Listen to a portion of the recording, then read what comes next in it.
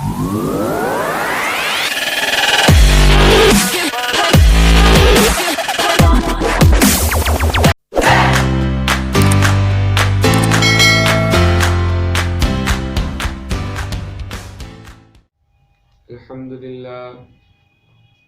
لله وكفى وسلام على عباده الذين اصطفى أما بعد فأعوذ بالله من الشيطان الرجيم بسم الله الرحمن الرحيم الحمد لله الذي أنزل على عبده الكتاب ولم يجعل له عوجا صدق الله العظيم وقال النبي صلى الله عليه وسلم اللهم لا عيش إلا عيش الآخرة صدق الله العظيم وصدق رسوله النبي الكريم اللهم صل على سيدنا ومولانا محمد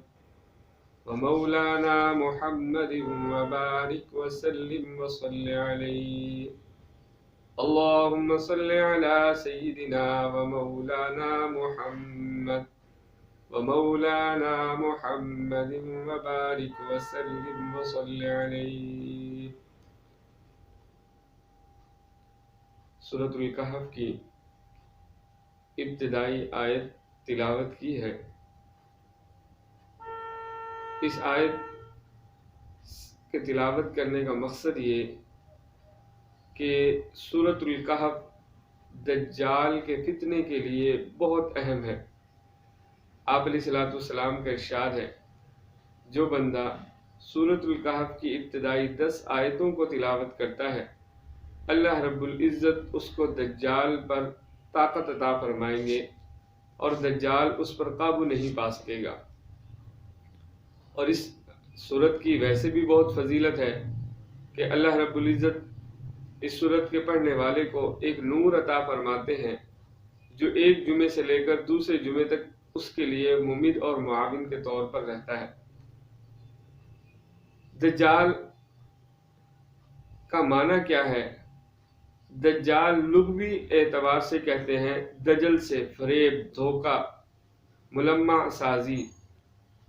عرب کہتے ہیں دجلت السیف، یعنی لوہے کی تلوار اور اس کے اوپر سونے کا پانی چڑھا دیا جائے تو چونکہ یہ ایک قسم کا دھوکہ ہے تو اس کو وہ کہتے ہیں دجلت السیف کہ اس نے تلوار کے ذریعے سے دھوکہ دینے کی کوشش کی.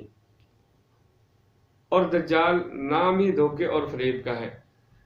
ویسے تو قیامت تک بڑے بڑے فتنے آئیں گے لیکن آپ علیہ الصلوۃ والسلام نے ارشاد فرمایا کہ ان فتنوں میں سب سے بڑا جو فتنہ ہے وہ دجال کا فتنہ ہے. اب دجال ایک تو وہ حقیقت ہے جو قرب قیامت آپ علیہ الصلوۃ والسلام کی احادیث سے ثابت ہے کہ وہ مسیح دجال آئے گا اور عیسیٰ علیہ الصلوۃ والسلام سے اس کا مقابلہ ہوگا. ایک تو وہ دجال ہے. لیکن اگر اس دجال کو اس اعتبار سے لیں کہ دجل دھوکہ، تو آج بھی کچھ تہذیبیں ایسی ہیں جن کا مقصد دھوکہ ہے، جن کا مقصد فریب ہے اور جن کا مقصد جھوٹ ہے، اور حقیقت یہ کہ ان کا مقصد حقیقتوں کو مسخ کرنا ہے کہ ایک حقیقت اس حقیقت کو جھوٹ بنا کر لوگوں کے سامنے پیش کرنا. اور شیطان کے پاس بھی یہ قوت ہوگی. اب ایک ہے دجال، ایک ہے دجالی تہذیب. دجال تو وہی حقیقت ہے جو قرب قیامت آئے گا، لیکن دجالی تہذیب اب اس معاشرے کے اندر موجود ہے. آپ دیکھ لیں کہ حقیقت کو بالکل مسخ کر کر پیش کیا جاتا ہے. اللہ رب العزت نے ان عورت کو چھپنے کا حکم دیا، انہوں نے عورت کو نمایاں کر دیا. اللہ رب العزت نے مرد کو ایک زینت اور خوبصورتی قدرتی عطا کی، اس کو مسخ کر کر اس کو بناوٹی حسن کے طور پر پیش کرتے ہیں. اللہ رب العزت نے کچھ حقائق بیان کیے، ان حقائق کو مسخ کر کر لوگوں کے سامنے پیش کیا جاتا ہے. اس کا نام دجالی تہذیب ہے. دجال دھوکہ ہے، فراڈ ہے. حدیث پاک کے اندر آتا ہے کہ محبوب علیہ السلام نے ارشاد فرمایا کہ یہ اتنا بڑا فتنہ ہے کہ آدم علیہ السلام کے بعد نوح علیہ السلام، جنہیں آدم ثانی کہا جاتا ہے، وہ بھی اپنی قوم کو اس فتنے سے ڈراتے رہے، اور انبیاء نے یہ دعا کی، اللہم انی اعوذ بک من فتنۃ المسیح الدجال، کہ اللہ میں پناہ مانگتا ہوں مسیح دجال سے۔ انبیاء نے یہ دعا مانگی۔ تو دجال ایک بہت بڑا فتنہ ہے، اور وہ بھی حقیقت کو مسخ کرے گا، جھوٹ۔ حدیث پاک کے اندر آتا ہے کہ اس کو اللہ رب العزت نے طاقت عطا کی کہ ایک ہاتھ میں جنت اور دوسرے ہاتھ میں اس کے جہنم ہوگی، لیکن لوگ جس کو جنت سمجھے گے وہ در حقیقت جہنم ہوگی، اور لوگ جس کو جہنم سمجھے گے وہ در حقیقت جنت ہوگی۔ وہ آگ کو پانی اور پانی کو آگ بنا کر پیش کرے گا، یہ اس کے پاس کیا ہوگا؟ ایک طاقت ہوگی۔ اسی سے اس کو دجال یعنی دجل، دھوکہ، فراڈ اور فریب کہتے ہیں۔ یہ تو دجال کا تعارف دجال کے بارے میں ہوا۔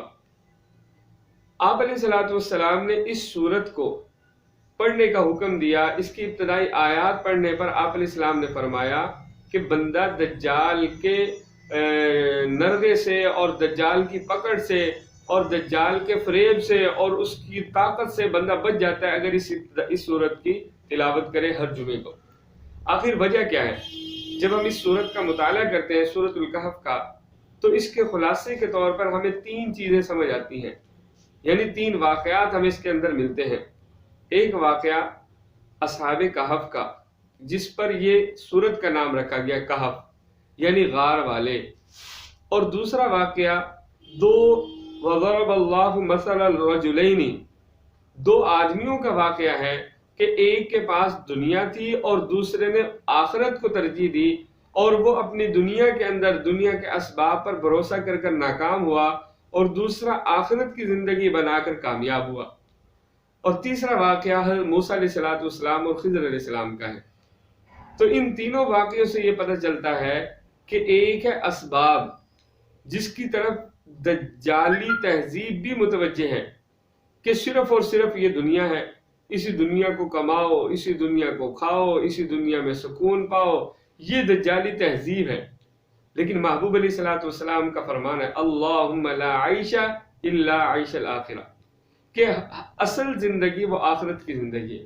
قرآن مجید کے اندر اللہ رب العزت جا بجا دنیا کی زندگی کی حقارت اور اخروی آخرت کی زندگی کے اعلیٰ، اشرف اور اکمل اور لذتوں سے بھرا ہوا ہونے کو بار بار بیان فرماتے ہیں، اور آخرت کی زندگی کو اتنے اعلیٰ مثالوں سے بیان فرماتے ہیں، اور دنیا کی زندگی کو ایک خفیف اور رذیل مثالوں سے بیان فرماتے ہیں۔ ایک جگہ فرمایا فَجَعَلَهُ غُثَاءً أَحْوَىٰ، کہ بنا دیا اس کو وہ بھوسا، یعنی وہ چارہ جو سیلاب کے اندر آتا ہے، سیلاب کے اوپر تیر رہا ہوتا ہے، جیسے اس کی کوئی وقت نہیں، اسی طرح اللہ رب العزت کے سامنے دنیا کی کوئی وقت نہیں۔ اور ایک جگہ فرمایا وَإِنَّ أَوْهَنَ الْبُيُوتِ لَبَيْتُ الْعَنكَبُوتِ، کہ دنیا کے جو زندگی ہے وہ ایسے ہے جیسے مکڑی کا جالا ہوتا ہے، اسی طرح دنیا کی زندگی ہے۔ تو ان رذیل اور خسیس مثالوں سے اللہ رب العزت جو ہے وہ دنیا کی زندگی کو بیان فرماتے ہیں، اور آخرت کی زندگی کے لیے بہترین مثالیں لے کر آتے ہیں۔ اور آپ علیہ السلام نے بھی فرمایا کہ اصل زندگی وہ آخرت کی زندگی ہے، اور دنیا کی زندگی یہ کوئی حقیقت نہیں ہے، یہی دجالی تہذیب ہے، اور یہی دجال کے پیروکار اس طرف لے کے جانا چاہتے ہیں کہ کھاؤ پیو اور مزے اڑاؤ، دنیا اسی چیز کا نام ہے۔ تو اس صورت کے اندر بھی ان 3 واقعوں سے یہی پتہ چلتا ہے کہ ایک ہے اسباب، مثلا سبب یہ کہ آگ کے اندر جلانے کی قوت ہے، پانی کے اندر ڈبونے کی قوت ہے، چھری کے اندر چلانے کی قوت ہے، ہوا کے اندر اڑانے کی قوت ہے، یہ سب چیزیں اسباب ہیں۔ اور ایک نظریہ جو دجالی تہذیب کا ہے وہ کہتے ہیں بس یہی ایک حقیقت ہے، اسی کے پیچھے پڑ جاؤ۔ لیکن ایک تہذیبہ رحمان کی تہذیب کا ہے، ایک نظریہ رحمانی تہذیب کا ہے، اسلامی تہذیب کا ہے، وہ یہ کہ ان اسباب کے پیچھے نہیں دوڑنا، بلکہ ان کو پیدا کرنے والا نے بتلایا ان اسباب کو کہ میں ان اسباب سے ہٹ کر بھی کام کر سکتا ہوں۔ سبب تو یہ کہ والدین لڑکا لڑکی کے ملاپ سے اللہ رب العزت جو ہے اولاد پیدا کرتے ہیں۔ عیسیٰ علیہ السلام کو بغیر باپ کے پیدا کیا، آدم علیہ السلام کو بالکل بغیر ماں باپ کے پیدا کیا۔ حضرت چھری کا چلانے کا کام ہے، اللہ رب العزت نے اسماعیل علیہ السلام کو بچا کے دکھایا۔ آگ کا جلانے کا کام ہے، اللہ رب العزت نے ابراہیم علیہ السلام کے لیے قلنا یا نار کونی بردم وسلاما علی ابراہیم۔ تو ان اسباب سے اوپر ایک اور ذات ہے جسے مسبب الاسباب کہتے ہیں۔ رحمان اور اسلامی تہذیب جو ہے ہمیں اس کی طرف متوجہ کرتی ہے، ان اسباب سے بھی منع نہیں کرتی، اور قرآن کو سورہ کہف کے خلاصے سے بھی یہی معلوم ہوتا ہے کہ ان اسباب سے بھی پیچھے نہیں ہٹنا، لیکن مسبب الاسباب کے دامن کو بھی نہیں چھوڑنا۔ سب سے پہلا واقعہ اللہ رب العزت نے اصحاب کہف کا بیان کیا۔ قرآن مجید کے اندر آتا ہے وَإِذْ اعْتَزَلْتُمُوهُمْ وَمَا يَعْبُدُونَ إِلَّا اللَّهَ فَأْوُوا إِلَى الْكَهْفِ، کہ انہوں نے غار کے اندر پناہ لی، اور پناہ لینے کا ان کا مقصد کیا تھا کہ بادشاہ ظالم تھا، بادشاہ مشرک تھا، اور وہ مشرک شرک کو ایک سرکاری طاقت حاصل تھی، اور وہ اس سرکاری طاقت کے ذریعے، ریاست کے ذریعے لوگوں کو مشرک بناتا تھا۔ ان لوگوں نے کہا کہ ایمان کی قوت، ایمان کے نور کو بچانا چاہیے۔ ان کے سامنے اب ایک حقیقت تھی مادیت کی، ایک حقیقت تھی دنیا کی آسائشیں، دنیا کی رعنائییں، دنیا کی زیب و زینت، یہ مادی زندگی تھی، اور ایک طرف روحانی زندگی تھی کہ ایمان کو بچا لیا جائے۔ تو انہوں نے، آج لوگ ہجرت کرتے ہیں کس مقصد کے لیے کہ یہاں کی کرنسی جو ہے وہ ذرا لو ہے، فلاں علاقے کی کرنسی اچھی ہے، وہاں جائیں گے زیادہ پیسے منافع میں آئیں، وہاں زیادہ اچھا کاروبار ہو سکتا ہے، وہاں زیادہ بینیفٹ ملتا ہے۔ لیکن ان لوگوں نے تجارت کے لیے نہیں، مال کے لیے نہیں، دنیا کی کسی عہدے کے لیے ہجرت نہیں کی، بلکہ نور ایمان کو بچانے کے لیے مشرکوں کے علاقے کو چھوڑ کر جنگل کی طرف چل پڑے، اور ایک غار کے اندر جا کر پناہ لے لی۔ فَأْوُوا إِلَى الْكَهْفِ، غار کی طرف پناہ لی۔ اللہ رب العزت کو ان کا یہ جانا پسند آیا، اور ان کا واقعہ، ان کے ایمان بچانے کی صحیح اور اس کوشش کو اللہ رب العزت نے قرآن مجید کے اندر بیان فرمایا۔ جب وہ غار کی طرف آئے، اللہ رب العزت فرماتے ہیں ہم وہ غار کے اندر وَتَحْسَبُهُمْ أَيْقَاظًا وَهُمْ رُقُودٌ، کہ لوگ ان کو گمان کرتے تھے تو دیکھے گا ان کو سو رہے ہیں، اور اللہ رب العزت نے ان کو سلایا، اتنا سلایا کہ اور اتنے پیارے طریقے سے سلایا۔ اللہ کا قرآن کہتا ہے وَنُقَلِّبُهُمْ ذَاتَ الْيَمِينِ وَذَاتَ الشِّمَالِ، کہ کبھی ہم ان کو دائیں طرف پلٹتے، کبھی بائیں طرف پلٹتے، اور ان کو اس طرح پیاری نیند ہم سلاتے رہے۔ اور اگر کوئی جھانکتا تو رعبن کے الفاظ آتے کہ ہم ان کے اوپر روب طاری کر دیتے، کہ ان کے غار کی طرف آتا ہی نہیں تھا۔ اور غار کے اندر اللہ رب العزت سورج کی کرنوں کو بھی داخل کر دیتے۔ لَوِ اطَّلَعْتَ عَلَيْهِمْ لَوَلَّيْتَ مِنْهُمْ فِرَارًا وَلَمُلِئْتَ مِنْهُمْ رُعْبًا، تو یہاں یہی کہ ان کے اوپر رعب تھا۔ وَتَرَى الشَّمْسَ إِذَا طَلَعَتْ تَزَاوَرُ عَنْ كَهْفِهِمْ ذَاتَ الْيَمِينِ وَإِذَا غَرَبَتْ تَقْرِضُهُمْ ذَاتَ الشِّمَالِ، کہ سورج بھی ان کے پاس آتا تھا، لیکن اس طرح کہ ان کی لاشیں اور یعنی ان کے اجسام کو اللہ رب العزت نے سورج کی روشنی کے ساتھ محفوظ رکھا۔ جب یہ اٹھے تو آپس میں سوال کرنے لگے، وَكَذَلِكَ بَعَثْنَاهُمْ لِيَتَسَاءَلُوا بَيْنَهُمْ قَالَ قَائِلٌ مِّنْهُمْ كَمْ لَبِثْتُمْ قَالُوا لَبِثْنَا يَوْمًا أَوْ بَعْضَ يَوْمٍ، کہنے والے نے کہا ایک دن یا آدھا دن سوئے ہیں۔ اللہ رب العزت فرماتے ہیں ہم نے تو ان کو بہت سلایا تھا۔ اللہ رب العزت کو ان کا یہ جانا پسند نہیں آیا، بلکہ ان کے ساتھ ایک وہ جانور کہ جو انتہائی رذیل ہے، کتا، اللہ رب العزت نے اس کے بیٹھنے کو بیان فرمایا۔ وَكَلْبُهُمْ بَاسِطٌ ذِرَاعَيْهِ بِالْوَسِيرِ، کہ ان کے دروازے کے اوپر، ان کی چوکٹ کے اوپر کتا ایسے بیٹھا ہوا تھا کہ اگلی ٹانگوں کو کھڑا کیے ہوئے، پچھلی کو بچھائے ہوئے، بَاسِطٌ ذِرَاعَيْهِ بِالْوَسِيرِ۔ اور یہ کتا ان جانوروں میں سے ہے جو جنت میں جانے والے جانور، جیسے انسان جنت میں جائے گا تو کچھ جانور بھی جنت میں جائیں گے، ان جانوروں میں یہ جانور جو اصحاب کہف کے ساتھ کتا گیا تھا، اللہ رب اس کو بھی جنت میں دخول عطا فرمائے۔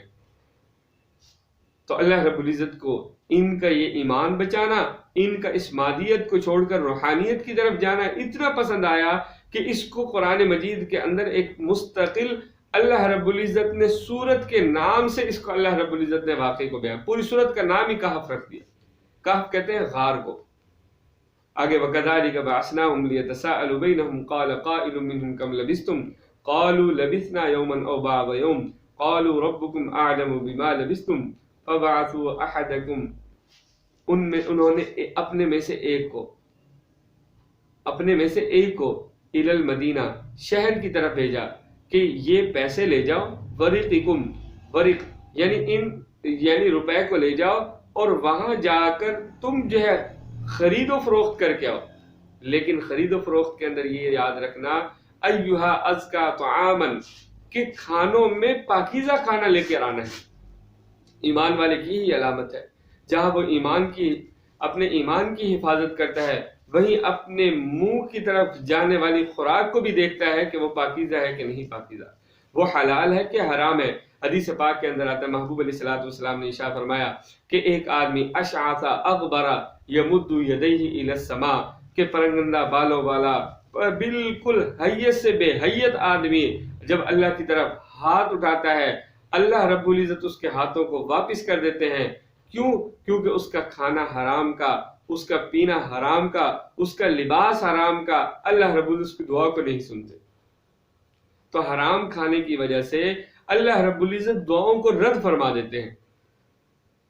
تو انہوں نے یہ کہا ایہا ازکا طعاما فلیأتکم برزق منہ کہ کھانوں میں سے پاکیزہ کھانا لے کر آنا، اپنے ساتھی کو تلقین کر رہے تھے۔ اب یہ تعداد میں کتنے تھے؟ قرآن مجید کے اندر آتا ہے سیقولون ثلاثۃ رابعہم کلبہم، 3 تھے، چوتھا ان کا کتا تھا۔ بعضوں نے کہا ویقولون خمسۃ سادسہم کلبہم، بعضوں نے کہا ویقولون سبعۃ وثامنہم کلبہم، لیکن اللہ رب العزت فرمایا رجما بالغیب، یہ سارے تکے ہیں، یہ ساری جو ہے وہ اٹکل پچو ہیں۔ قل ربی اعلم بعدتہم ما یعلمہم الا قلیل، اللہ رب العزت ان کی گنتی کو صحیح جانتا ہے، ان کی گنتی اللہ رب العزت کو معلوم ہے۔ اب اس پورے واقعے کے اندر ان کا ایمان بچانا، ان کا علاقے کو چھوڑنا، اور جب یہ علاقہ چھوڑ کر دوبارہ حیات کی طرف آئے پھر بھی اپنے کھانے کے اندر بھی نیکی تقوی کو رکھنا، یہی مومن کو سبق ملا کہ زندگی کے اندر صرف زندگی کو مد نظر نہیں رکھنا، بلکہ اس زندگی کو مد نظر رکھنا ہے جس کو محبوب علیہ السلام نے اور اللہ کے کلام نے زندگی کہا ہے۔ تو اصحاب کہف کا یہ واقعہ یہ اس بات کی طرف اشارہ ہے کہ حقیقت کے اندر ایمان والے کو اپنے ایمان کی طرف توجہ رکھنی چاہیے، اپنے دین کی طرف توجہ رکھنی چاہیے۔ اللہ رب العزت سے دعا ہے رب تعالی ہمیں دجال سے اور دجالی تہذیب سے محفوظ فرمائے۔ اللہم انی اعوذ بک من فتنة المسیح الدجال۔